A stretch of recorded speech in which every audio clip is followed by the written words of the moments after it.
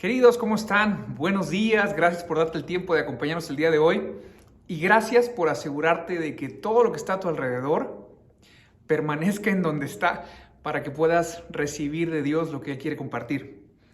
Continuamos con nuestra serie sobre Mateo. Te voy a invitar a que busquemos Mateo 7 del 1 al 6, pero para poderlo entender nos tenemos que ir un poquito más atrás. Recuerda que estamos hablando, compartiendo, entendiendo el mensaje de Jesús, uno de los mensajes más sorprendentes de la historia llamada el Sermón del Monte. Así que en Mateo 5:7, Jesús dice, bienaventurados, que significa bendecidos, que significa dichosos, plenos, completos, bienaventurados los misericordiosos, porque ellos recibirán misericordia. Ahora sí, el pasaje en el que estamos, que es Mateo 7, del 1 al 6. Dice, no juzguen a los demás y no serán juzgados, pues serán tratados de la misma forma en que traten a los demás. El criterio que usen para juzgar a otros es el criterio con el que se les juzgará a ustedes. ¿Y por qué te preocupas por la astilla en el ojo de tu amigo cuando tú tienes un tronco en el tuyo? ¿Cómo puedes pensar en decirle a tu amigo, déjame ayudarte a sacar la astilla de tu ojo, cuando no puedes ver más allá del tronco que está en tu propio ojo? Hipócrita, primero quita el tronco de tu ojo y después verás lo suficientemente bien para ocuparte de la astilla en el ojo de tu amigo, de tu hermano, de tu pareja. No desperdicien lo que es santo en gente que no es santa y no arrojen sus perlas a los cerdos, pues las pisotearán y luego se darán la vuelta y los atacarán. Dios, te pido que le des sentido a tu palabra, ayúdanos a entenderla y poderla aplicar. Y lo que quieres hablarnos, que quede tan claro que podamos hacerlo nuestro. En el nombre de Jesús, amén. Déjame comenzar por el final. La última parte de este pasaje dice que no des lo santo a gente que no es santa. No des tus perlas a los cerdos. Otra versión habla de los perros. El perro o el cerdo es una persona que tiene hostilidad o tiene ya un corazón de enojo, de ira, que está siendo grosero, que está siendo directamente en contra del evangelio. Es esta persona que está siendo hostil. Y querida, déjame decirte que todos alguna vez fuimos cerdos y perros. Todos fuimos hostiles con el evangelio de alguna manera. Algunos lo fuimos abiertamente, mientras que otros fuimos sutilmente diplomáticos y como quiera no estábamos de acuerdo o no lo queríamos escuchar. Así que lo que se está refiriendo es que hay personas que probablemente hemos estado insistiendo constantemente, y lo que Jesús está diciendo es que cambie la estrategia. No permanezcas en la misma medida porque la persona no lo está recibiendo, por el contrario, está siendo hostil. Por eso ahora te está atacando. Entonces seamos sabios en no dar lo santo a quien no lo valora. No me voy a meter más en este punto porque creo que se entiende de forma clara. La Biblia nos enseña que la madurez está en aprender a evaluar, está en aprender a sopesar, en juzgar y elegir lo bueno por encima de lo malo. Isaías 7:15 nos dice que Jesús comerá mantequilla y miel hasta que aprenda a elegir lo bueno por encima de lo malo. Y ahí es donde entendemos que la madurez de una persona está cuando juzga lo bueno y lo elige y lo toma y lo apropia y dice, ese es el camino que voy a seguir. Así que el primer pasaje que leímos dice, no juzguen a los demás y no serán juzgados. Este pasaje la mayoría de la gente lo conoce. El problema es que lo utiliza de una versión o una forma equivocada. No me juzgues o te voy a juzgar o te van a juzgar. Y es como una forma de decir no te metas conmigo, no te me acerques, no te metas en lo que no te importa o tú no tienes derecho a decirlo. Pero la realidad es que Dios no lo está hablando así. No lo está diciendo de esta manera. Jesús no lo aplicó de esta forma. Porque la madurez, queridos y queridas, tiene que ver con nuestra capacidad de evaluar, nuestra capacidad de juzgar, de tomar algo y saber si es bueno o saber si es malo. La palabra original, juzgar, viene del griego crino, que significa condenar, dar un veredicto, etiquetar.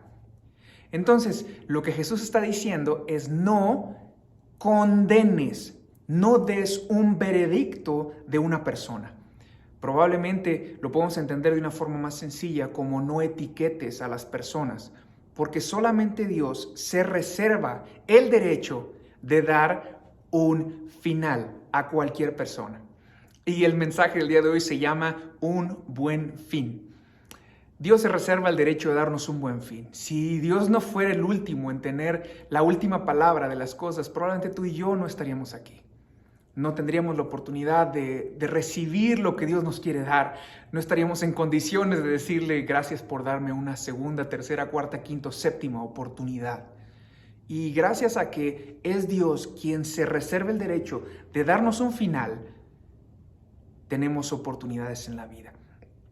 Entonces, lo que se está refiriendo Jesús es no le des un fin a la situación. Deja que yo me encargue, deja que yo tengo el derecho de darle un fin a las cosas. Tú y yo no, porque para poderle dar un fin tendrías que conocer su principio. Y solamente Dios tiene esa habilidad de conocer nuestro principio y conocer nuestro final. Por eso es el único que puede condenar. Y déjame decirte, cuando tú y yo, 6 cosas que tú y yo hacemos de manera rutinaria y que estamos condenando la situación. 1. Cuando tú y yo pensamos lo peor de la persona, es decir, cuando cualquier persona te habla algo de alguien, inmediatamente piensas lo malo, te vas a lo peor que podía ser, tú y yo en ese momento estamos condenando. 2. Cuando hablamos con otros de sus fallas y errores, cuando nuestra plática gira en torno a lo malo de la persona, cómo se equivoca, qué tantas cosas, en ese momento tú y yo estamos condenando. 3. Condenamos a alguien cuando hablamos de sus peores momentos. ¿Qué pasaría si la gente te considerara por los 3 peores momentos que has tenido en la vida? Por los 3 peores errores que has cometido. ¿Crees que te darían una oportunidad? No tendríamos ninguna, no tendríamos la capacidad de cambiar nuestra historia. 4. Juzgamos, condenamos a la persona cuando juzgamos sus motivos. Tú y yo no tenemos la capacidad de juzgar el corazón de una persona. Solamente vemos el exterior, solamente vemos lo que hace, pero no conocemos la motivación que lo llevó a hacerlo. Cuando juzgas los motivos de una persona, ya sé por qué lo estás haciendo, tú lo estás haciendo porque, ¡pum!, y lo dices, estás condenando. Y no podemos. 5. Juzgamos a otros, condenamos a otros cuando los juzgamos sin ponernos en su lugar. Qué complicado, ¿verdad? Cuando tú decides e intentas ponerte en el lugar del otro, es un poco más fácil. Es más fácil juzgar a una persona cuando desconoces su historia. Por eso, involucrarte, conocer, entender, te ayuda a darle perspectiva a la historia que está viviendo, a lo que la persona está haciendo, a cómo lo está viviendo. Y 5, condenamos a una persona cuando juzgamos sin recordar que todos seremos juzgados. Recuerda, y estas son las palabras de Jesús, serás tratado de la misma forma que trates a los demás. El criterio que uses para juzgar a otros, para evaluar a otros, para sopesar a otros, para considerar a otros, es el criterio con el que se te juzgará a ti. Comencé este mensaje diciéndote, bienaventurados, bendecidos los que tienen misericordia en el corazón y tratan a otros con misericordia, porque Dios te tratará de la misma manera. Y lo que Jesús quiere ayudarnos el día de hoy es a cambiar la manera como miramos a otros. Porque de acuerdo a cómo miras a los demás, es como los tratas. Como te ven, te tratan. Como ves, tratas. Y Jesús vino a inaugurar una etapa nueva entre Dios y el hombre, llamada gracia. Así que es precisamente esto que Jesús quiere hacer en nuestras vidas. Quiere darte la oportunidad de que mires a los demás con fe, de que trates a los demás por fe, no por lo que hacen. Y esto es de las cosas más maravillosas que podemos tener en nuestro andar. Bienaventurados los misericordiosos, porque ellos recibirán misericordia. Mateo 5:7. Misericordia, querido, querida, es actuar de acuerdo a la revelación de Dios. ¡Wow! Actuar de acuerdo a la revelación de Dios. ¿Te has preguntado qué piensa Dios de la persona de la que estás hablando? ¿De la persona que te hace que se te revuelvan las tripas? ¿Te has dado el tiempo de meterte a la alcoba con Dios y preguntarle, Dios, háblame de esta persona, háblame de ella, háblame de él? ¿Qué te dice Dios sobre el asunto? ¿Qué te dice Dios sobre este tema? Date el tiempo, date la oportunidad de preguntarle a Dios sobre la circunstancia, sobre la situación. Pregúntale a Dios antes de evaluar, antes de considerar un juicio, antes de determinar qué debe ser, qué debe suceder. Pregúntale a Dios antes. Primero es Dios y después haz tu conclusión. Todos tenemos dentro de nosotros una línea lógica de pensamiento. Y lo increíble de cómo Dios nos confeccionó, cómo Dios hizo toda esta parte que le llamamos cerebro, es que Dios hizo en nosotros la capacidad de llenar los huecos de las historias que no están ahí. La concluimos, le damos un fin a la historia. Hace 6 meses, una pareja tuvo su primer hijo y hace 2 días regresaron de vacaciones. En ese momento tu cabeza acaba de terminar la historia. ¿Son felices? ¿No son felices? Si se fueron de vacaciones es porque debe de ganar muy bien. Si se fueron de vacaciones es porque... Y tu cerebro, tu pensamiento acaba de concluir la historia. Esto lo hacemos de manera natural. Pero, eso es lo que Dios te está pidiendo que no hagas. Pregúntale a Dios, Dios, esta pareja tuvo a su hijo hace 6 meses y acaban de regresar de vacaciones. ¿Tú qué piensas de ellos? Dale a Dios la oportunidad de hablarte de los demás. No dejes que tu forma de pensar concluya inmediatamente lo que estás viviendo, lo que está pasando, lo que está sucediendo a tu alrededor. Déjale a Dios la oportunidad de que Él te hable de otros. Puedes orar conmigo y decirle, Señor, ayúdame a primero preguntarte antes de juzgar. Ayúdame a evaluar con tu revelación, no con mi interpretación. En el nombre de Jesús. Amén. Y deja que sea Dios quien te ayude a evaluar las situaciones que estás viviendo, a evaluar a las personas con las que te estás relacionando, a interpretar la situación que estás viviendo. Seguimos leyendo el pasaje. ¿Y por qué te preocupas por la astilla en el ojo de tu amigo cuando tú tienes un tronco en el tuyo? ¡Oh, Dios! Es más fácil decir, es que el mensaje es para otro. No, se trata de ti, te está hablando a ti. ¿Cómo puedes pensar en decirle a tu amigo, déjame ayudarte a sacar la astilla de tu ojo, cuando tú no puedes ver más allá del tronco que está en tu propio ojo? Esto se le conoce en cuestión literaria como una hipérbola. Esto es una exageración. Imagínate un tronco en el ojo para poder ver una astilla. Lo está utilizando para dar un ejemplo exagerado de cómo son las cosas. Pero a veces así somos. Tenemos algo tan evidente en nosotros que queremos destruir en los demás. Por eso la psicología tiene esta frase que dice, lo que te choca, te checa. Así que tengamos cuidado con estar queriendo ayudar a otros cuando nosotros lo tenemos dentro de nuestra casa. Lo que no has de poder ver en tu casa lo has de tener. Lo que quieres destruir en otro es porque tú lo traes dentro y no lo has logrado sanar y rescatar. Cuando tú no puedes ver más allá del tronco que está en tu propio ojo, hipócrita nos dice. O sea, te estás engañando a ti mismo. Primero quita el tronco de tu ojo y después verás lo suficientemente bien para ocuparte de la astilla en el ojo de tu amigo. La palabra clave de este pasaje, de lo que vamos a ver, es primero. Primero arréglate tú y después al otro. Primero arregla los asuntos internos que traes en el corazón para que después puedas ayudar el otro con las situaciones que está viviendo. Y es precisamente la buena noticia. Si tú te arreglas, si tú buscas sanar aquellas heridas que traes en el corazón, por las cosas que viviste, pasaste, sucedieron, que hubieras querido que pasaran, que no pasaron, que te hicieron y que ahora las traes cargando contigo. Pero en el nombre de Jesús puedes entregarlas delante de Él, ponerlas delante de Él y decir: Señor, ayúdame a lidiar con esto. Todos tenemos un historial, todos tenemos una historia de cosas que hemos vivido y cosas que han pasado. Ahora lo importante es esto: no es lo que te hicieron, es qué vas a hacer con lo que traes. Y lo puedes entregar. Y si lo entregas, Él te ayuda. Dios nos ayuda a lidiar con las heridas del alma. Dios nos ayuda a lidiar con cada conflicto que traemos. Pero se lo tenemos que preguntar. Dile a Dios que te ayude.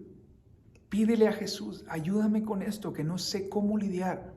Hay ciertas reacciones que tengo, que no sé por qué las hago, pero tú sí las entiendes. Ayúdame a sanar esa herida de mi corazón que me hace responder desde la herida y no desde la fe. Porque hay veces que tu herida es más grande que la fe que tienes en el Espíritu. Tu herida almática es más grande que la fe de tu corazón. Deja que la fe se haga más grande y te permita sanar para poder dejar de herir. Cuando sanamos la parte interna, cuando dejamos que Dios sane aquello que nos duele, dejamos de estarlo aventando para todos lados. Y entonces podríamos convertirnos en agentes de sanidad para otros. Hemos aprendido, hemos entendido que todo lo que hacemos, lo hacemos porque creemos que somos así. Para poder cambiar, escúchame bien, por favor. Si quieres cambiar lo que haces, tienes que cambiar la manera que piensas de ti. Cuando cambies la manera de quién eres, cuando cambies la manera de cómo piensas de ti mismo, vas a poder cambiar lo que haces. Son 3 preguntas que pueden ayudarte en esto. La primera es: ¿quién quiero ser? La segunda es: ¿qué voy a hacer para conseguirlo? Y la tercera es: ¿cuál es la declaración que me va a recordar hacerlo? Esta es una versión muy humana. Déjame levantarte un poquito el estándar. Pregúntale a Dios: ¿quién eres para Él? ¿Quién soy para ti? Tómate unos segundos, ora al Padre y deja que Él hable a tu vida, que te recuerde una palabra que habló de ti. ¿Qué es lo que el cielo ha hablado de ti? Y si en este momento te cuesta trabajo recordar, identificarlo, acércate a tus líderes, acércate a tu pastor, acércate a aquella persona que te conoce, que se ha dado el tiempo para preguntarle al cielo quién eres. Y hazles la pregunta: ¿qué te ha dicho Dios de mí? Y deja que te recuerde aquello que el cielo ha hablado de ti. Y entonces, una vez que tengas esa respuesta, hazte esta pregunta: ¿qué voy a hacer para llegar a hacer eso? ¿Qué tengo que hacer? Y ahora sí, anótalo por favor en tu refrigerador, en el retrovisor de tu carro, y haz una declaración de lo que Dios ha dicho de ti y cómo le vas a hacer para llegar a eso. Porque cuando nosotros sanamos y entendemos que Dios es quien nos dijo quiénes somos, entonces podemos tratar a los demás como Él nos revela de ellos. A veces es más fácil preguntarle a Dios los demás. Y si tuvieras conflictos, querido, querida, por escuchar esa voz de parte del cielo que te habla de las demás personas, comienza tratando a las personas por el lugar que Dios les da. Es más fácil, es más natural, es más sencillo. Trata a los demás por el lugar que Dios les da. Y ya después le preguntas a Dios qué tiene para ellos, qué es lo que Él pensó de cada persona. Es como la historia del buen samaritano. Este hombre que es una historia, una parábola que Jesús nos enseña de cómo podemos tratar con bondad a aquellas personas que aparentemente no deberíamos, pero no tratamos a las personas por lo que hacen. Tratamos a las personas porque así somos. No tratas a las personas bien porque se lo merecen. Tratas a los demás bien porque tú eres bueno. Y porque si hay algo bueno en ti, es porque Dios te lo dio primero. Actuamos en consecuencia a lo que Dios ha hecho en nuestras vidas. Tratamos con educación a los demás porque reconocemos que tenemos un Dios que ha tenido cuidado de nosotros y que no nos deja simplemente al garete y perdidos y tirados. Tratamos a los demás de la misma manera que Jesús trata con nosotros, que el Padre habla de ti, que nos acercamos al trono de la gracia, no al trono del juicio, no al trono de la ira, no al trono de la demanda, no al trono de las acusaciones, al trono de la gracia. Ese trono de la gracia que nos permite entrar confiadamente. Querido, querida, si algo nos enseña la Escritura, es que debemos ser más misericordiosos que religiosos. La parábola que Jesús nos habla en Lucas 18 del buen samaritano nos habla eso. La religiosidad lo único que provocó fue mirar como la naricita parada y uy, no, yo no me mezclo con esta chusma. Fue la misericordia la que provocó un cambio en la gente que rodeaba a Jesús. Fue la misericordia que mostró, esa compasión que entregaba, esa revelación del cielo y actuar de acuerdo a ella. Fue lo que cambió. Déjame leerte un pasaje, está en Gálatas 6:1, y esto nos va a ayudar a darle sentido a todo esto. Hermanos, está hablando para ti y para mí. Si alguno es sorprendido en alguna falta, todos seremos sorprendidos en alguna falta alguna vez. Pero está hablando de ti, te está hablando a ti. Ustedes que son espirituales, y conmigo está hablando a mí. Espiritual es aquella persona que reconoce su necesidad de Dios. Y por eso eres bienaventurado. Mateo 5 nos da las bienaventuranzas. Bienaventurado el hombre, la mujer que reconoce su necesidad de Dios. Ustedes que son espirituales, restáurenlo con espíritu de mansedumbre. Piensa en ti mismo, no sea que tú también seas tentado. La palabra nos dice, restáuralo, no apedréalo, tampoco lo avergüences. 1 Pedro 4:8 dice, el amor cubre multitud de pecados. Recuerda que el amor cubre, no evidencia, pero tampoco solapa. El amor no solapa. Sin disciplina no hay amor. Sin darte el tiempo de hacer constantemente algo para que el corazón cambie, tampoco hay amor. Y lo opuesto al amor es la indiferencia, es no me importas, no me interesas, haz lo que quieras. Y ahí hemos tenido el error de que no me importa, y como no me importas, pues piérdete, púdrete. Queridos, queridas, el llamado de Jesús a nuestras vidas es a restaurar. Cuando Jesús toma el rollo, el profeta Isaías, y encuentra que hablaba de él, dice, he venido para encontrar lo que se había perdido, para liberar a los que son cautivos, para restaurar. Somos llamados a ser restauradores en esta tierra. Si pudieran describir de ti, si te pudieran describir con una palabra, ¿sería que te describen como restaurador? ¿Cuándo fue la última vez que tus palabras fueron utilizadas para sanar a alguien? ¿Cuántas veces tus palabras intencionalmente las utilizas para sanar el corazón de alguien más? Y si lo pusieras en una balanza, ¿cuántas veces tus palabras han herido a alguien? Si pudiéramos evaluar y pudiéramos definir si eres más restaurador o eres más heridor, no sé si existe la palabra, y eres más de lo que restauras o restauras más de lo que hieres. Seamos rápidos para restaurar. Seamos rápidos para restaurar, no para justificar ni para condenar.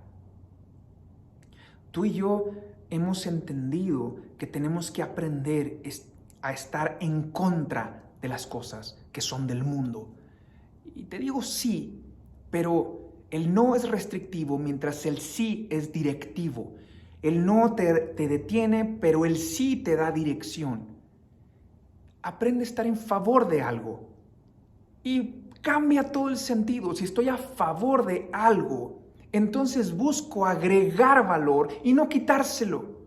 Entonces busco agregar a aquellas personas y no alejarlas. La iglesia, queridos, queridas, es un hospital de almas, no un paredón.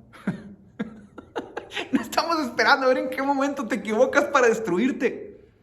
Estamos esperando a ver en qué momento te puedo restaurar, te puedo ayudar.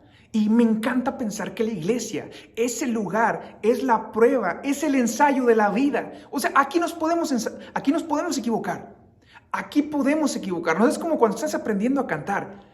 En el ensayo está diseñado para que se oiga feo, no para que se oiga maravilloso. En el ensayo es cuando pruebas si algo sale bien o sale mal, porque tienes personas que te apoyan. Sabes que yo creo que mejor aquí, mejor allá. O puedo probar algo y sé que la gente no me va a ver feo, porque es un ensayo. Pero ya cuando estás en la prueba de la vida, en el momento de la verdad, que es allá afuera, entonces sí, ahí te equivocaste, fuiste porque la gente no conoce lo que tú y yo tenemos, no conoce al Dios que servimos, no conoce al Dios que ha tenido misericordia en nuestras vidas y que ha tenido oportunidad y nos ha dado tantas oportunidades. En la mochila de tu corazón tienes dos cosas guardadas. La primera es la espada. Y me encanta el ejemplo porque es una espada de madera. A veces utilizamos la escritura y somos cuchillito de palo. Nada más estamos ahí cortando, pero molestando con la palabra, en lugar de utilizándola para sanar. Alguien se equivoca, inmediatamente saca la espada para cuchillarlo y para destruirlo y para matarlo. Pero también tenemos la otra opción. ¿Qué tienes? ¿Utilizas la espada para herir o sacas el botiquín de primeros auxilios? ¿Eres un restaurador o eres una persona que disfruta herir con la verdad a los demás? Sí, estoy hablando correctamente, porque hoy tenemos una generación que disfruta herir con la verdad a los demás, pero no restaura. Tú y yo no fuimos llamados a ser maestros de otros sin sanar primero nuestro corazón. Jesús dice, primero trátate tú. Demuestra con el ejemplo lo que tus palabras hablan.